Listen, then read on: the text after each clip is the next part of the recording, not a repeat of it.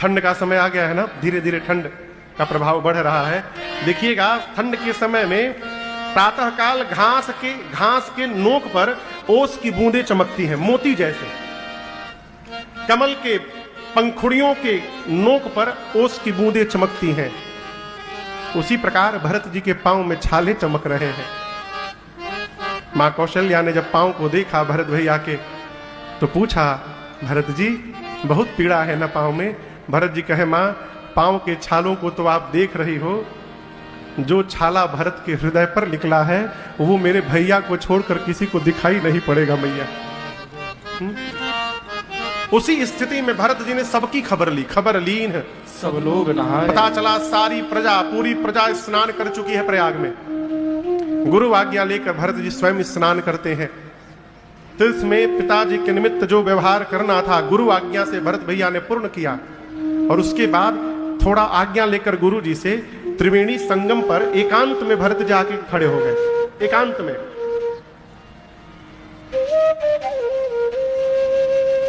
भरत भैया ने तीर्थराज प्रयाग से कहा, हे तीर्थराज प्रयाग, मैं आपको अपना परिचय देना चाहता हूं। पहले मैं जिस घर से आया हूं, मेरे घर में मांगने की प्रथा नहीं है, मेरे घर में लुटाने की प्रथा है। हम लोग देते रहते हैं। भरत जी कहते, मैं क्षत्रिय हूं, क्षत्रिय का धर्म देना है, मांगना लेना ब्राह्मण का धर्म है। क्षत्रिय का धर्म मांगना नहीं है, क्षत्रिय का धर्म देना है। लेकिन आपसे एक निवेदन करूं तीर्थराज प्रयाग, जब जीवन में विपत्ति आती है ना, तो मनुष्य कोई भी कुकर्म करने को तैयार हो जाता है।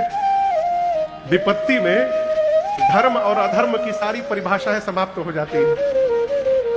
तीर्थराज प्रयाग बोले, मैं समझा नहीं आपकी बात। भरत जी बोले, मैं मांगूं भीख त्यागी निज धर्म, मैं आज अपने धर्म का, क्षत्रिय धर्म का त्याग करके आपसे भिक्षा मांगने आया हूं। मैं जो मांगूंगा आप दे देंगे ना? तीर्थराज प्रयाग बोले, भरत जी आप मुझसे मांगेंगे, आपको देकर मैं भी धन्य हो जाऊंगा। मेरे कोश में चारों पदार्थ हैं, चारि पदार्थ भरा भंडारो। मेरे पास अर्थ भी है, धर्म भी है, मैं जीव की कामनाओं को पूर्ण करने की भी शक्ति रखता हूं, काम भी पूर्ण कर सकता हूं, और यदि ये तीनों नहीं चाहिए तो परम पद मोक्ष भी प्रदान कर सकता हूं। बताइए, अर्थ धर्म काम मोक्ष में से क्या चाहिए आपको? भरत जी बोले, मैं बता तो देता, लेकिन यदि अब आप बोल दिए हैं तो पहले ये नहीं बताऊंगा कि क्या चाहिए, पहले ये सुनिए क्या नहीं चाहिए मुझे। आपने कहा आपके पास अर्थ है। हे तीर्थराज प्रयाग, मैं अर्थ लेने नहीं आया हूं। क्यों? इसी अर्थ ने तो मेरे घर में अनर्थ किया हुआ है। देखिए, बुरा न मानिएगा, अर्थ भी परिवार में एक सीमा में आनी चाहिए। सीमा से अधिक अर्थ आया, अनर्थ करेगा परिवार में। हमारे पूज्य महाराज श्री तो कहा करते, राजन भगवान से हमेशा कहते रहना, प्रभु जीवन में थोड़ा अभाव बना रहे। क्यों? अभाव बना रहता है ना, तो भगवान को याद करने का स्वभाव भी बना रहता है। और जैसे अभाव समाप्त हुआ, मनुष्य सबसे पहला काम करता है, भगवान को बुलाई जाता है। उस दिन कैसे भगवान याद आए थे संत भैया? एक सेकंड में भरत जी बोले, अर्थ नहीं लेने आया हूं, धर्म। मेरे जीवन का केवल एक ही धर्म है, एक ही धर्म एक व्रत नेमा। क्या? वो नहीं बोलना है। मेरे जीवन का एक ही धर्म है, एक ही व्रत है, एक ही नियम है। क्या? भरत अपने जीवन की आखिरी श्वास तक अपने भैया राम की आज्ञा का पालन करता रहेगा। इसके अलावा मेरे जीवन में दूसरा कोई धर्म नहीं है। और काम, काम यानी कामनाएं। कामनाएं उसकी होती है जो अपूर्ण होता है। ये संभव है कि कुएं के पास पहुंचकर कोई भरे नहीं, हो सकता है।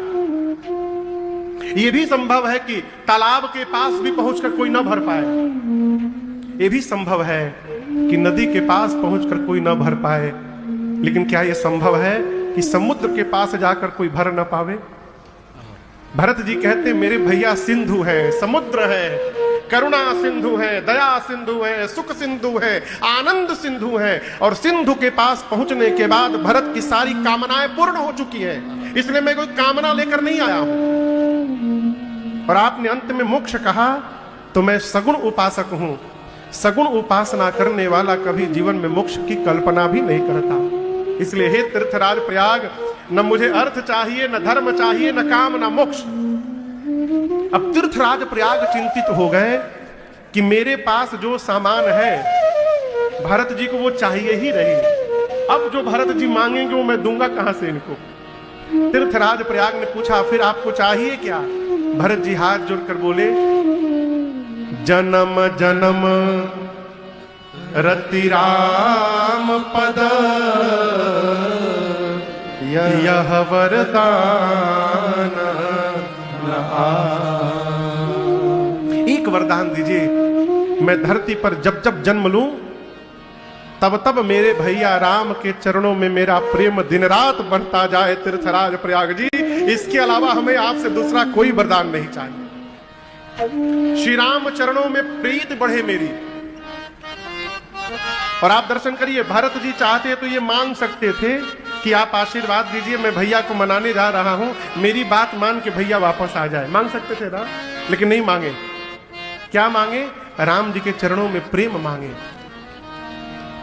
और दर्शन करिए, हम लोग किसी को प्रेम करते हैं तो बताए बिना मानते नहीं है।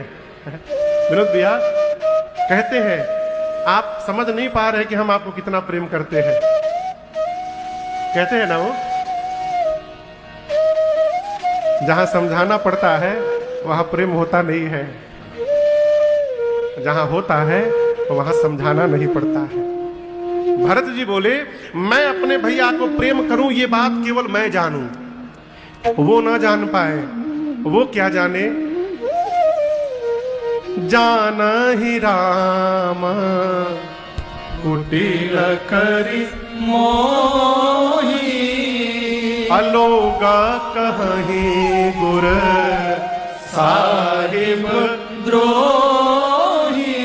मेरे रघुनाथ जी मुझे कुटिल समझे, कपटी समझे, लोग मुझे स्वामी और गुरु का द्रोही समझे, मुझे कोई फर्क नहीं पड़ता है। मैं तो आपसे केवल इतना कहता हूं, आप केवल इतना आशीर्वाद दीजिए कि सीताराम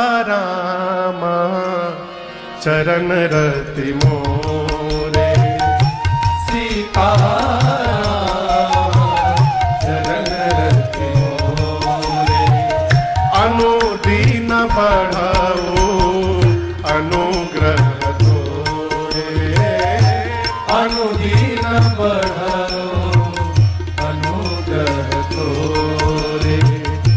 सीताराम चरण रति मोरे, सीताराम चरण रति मोरे, अनुदीन बढ़ाओ अनुग्रह तोरे, अनुदीन बढ़ाओ अनुग्रह तोरे, अनुदीन बढ़ाओ अनुग्रह तोरे, अनुदीन बढ़ाओ अनुग्रह तोरे।